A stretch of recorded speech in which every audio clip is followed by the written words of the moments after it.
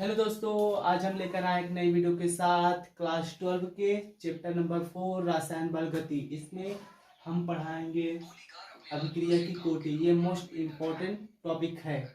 चलो हम देखते हैं। किसी रासायनिक अभिक्रिया के वेग व्यंजन व्यंजक में अभिकारकों के सांद्रता के घातों के योगफल को या जोड़ को अभिक्रिया की कोटि कहते हैं। एक बार फिर से देख लो।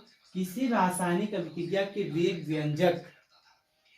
व्यंजक में अभिकारकों की सांद्रता के घात के योगफल या जोड़ को हम अभिक्रिया की कोटि कहते हैं, जिसे हम इंग्लिश में बोलते हैं द ऑर्डर ऑफ रिएक्शन। चलो या और करके एक रिएक्शन एक और डेफिनेशन देख लो आप सब। किसी रासायनिक अभिक्रिया की कोटि उन अणुओं के समस्य होते हैं जिसकी सांद्रता पर अभिक्रिया का वेग निर्भर होता है। जिस पर अभिक्रिया का वेग निर्भर होता है उसे हम रासायनिक अभिक्रिया की कोटि कहते हैं, जिसे हम अभिक्रिया की कोटि कहते हैं। फिर से देख लो। किसी रासायनिक अभिक्रिया की उन अणुओं की समस्य होती हैं जिनकी सांद्रता पर अभिक्रिया की वेग निर्भर होती है। कोटि नहीं, वेग निर्भर रहेगी तभी कोटि होगा, तभी अभिक्रिया की कोटि होगा। वेग निर्भर होती है जिसे हम अभिक्रिया की कोटि कहते हैं।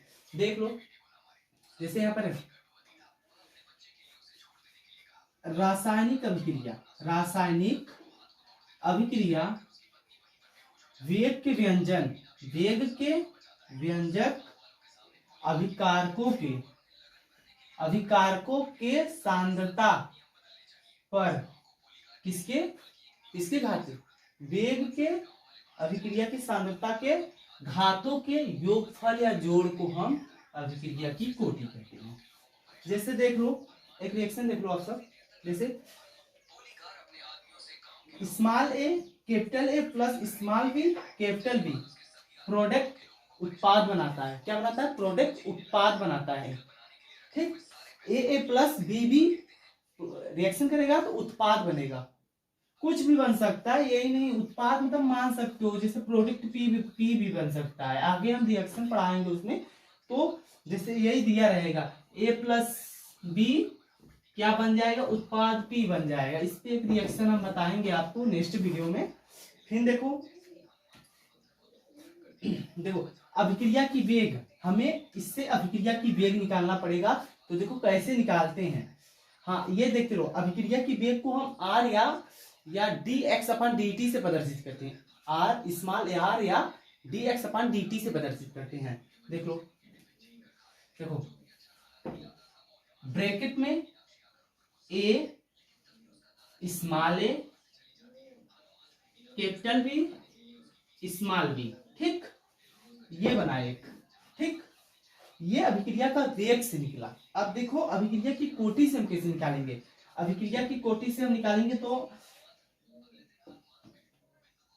अभिक्रिया की सांद्रता क्या है? ए है। इसके अभिक्रिया की सांद्रता के योगफल को हम कोटि कहते हैं। ठीक, अभिक्रिया की कोटि कहते हैं।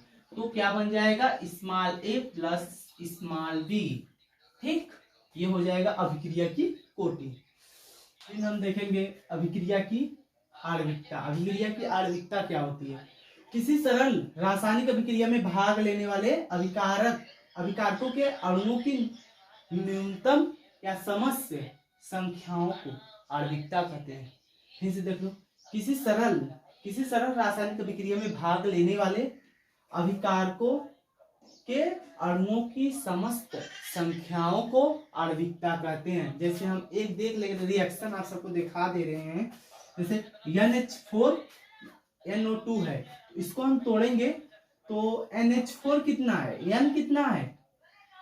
N कितना है? 2 है। एक N इधर है, एक N इधर है, तो कितना हो जाएगा? N2 हो जाएगा। फिर H2 बन जाएगा। क्यों? देखो यहाँ पर 4 है। ठीक, O2 है, तो 2 तो पहले यहाँ से देखो 2H हुआ, कितना बचा, फिर इधर देखो आगे लग गया इसके 2, फिर लग गया, फिर O2 है तो क्या बन जाएगा N2H 2H2O बन जाएगा, मतलब 2 जल बनेगा और 2 हाइड्रोजन। फिर एक रिएक्शन है 2HI, तो HI भी 2 है, H भी 2 है, तो हाइड्रोजन 2 है, हाइड्रोजन जो प्लस I2। ठीक, फिर आ जाओ, एक क्वेश्चन है देख लो, आणविकता की समस्या के आधार पर अभिकारक अभिक्रिया के प्रकार, जैसे एका अणु, द्वि अणु, फिर त्रि अणु।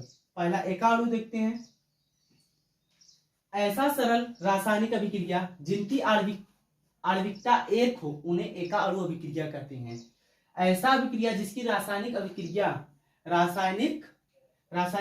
जिनकी आणविकता 1 हो उन्हें हम एका अणु अभिक्रिया कहते हैं। फिर दूसरा द्वि अणु अभिक्रिया किसे कहते हैं, ऐसा सरल रासायनिक अभिक्रिया जिनकी आणविकता 2 हो उसे हम द्वि अणु अभिक्रिया कहते हैं। फिर ऐसे ही एक क्वेश्चन हम आप सबको दे रहे हैं, देख लो, पहले इसे एक बार स्क्रीनशॉट मार लो आप सब। देखो 3 भी है इसमें, क्या है 3 अणु, त्रिअणु क्या, त्रिअणु अभिक्रिया।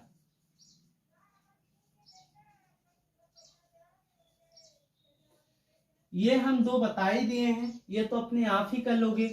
ये भी वैसा है, ऐसा सरल रासायनिक अभिक्रिया जिनकी कोटि 3 हो उसे हम त्रिअणु अभिक्रिया कहते हैं।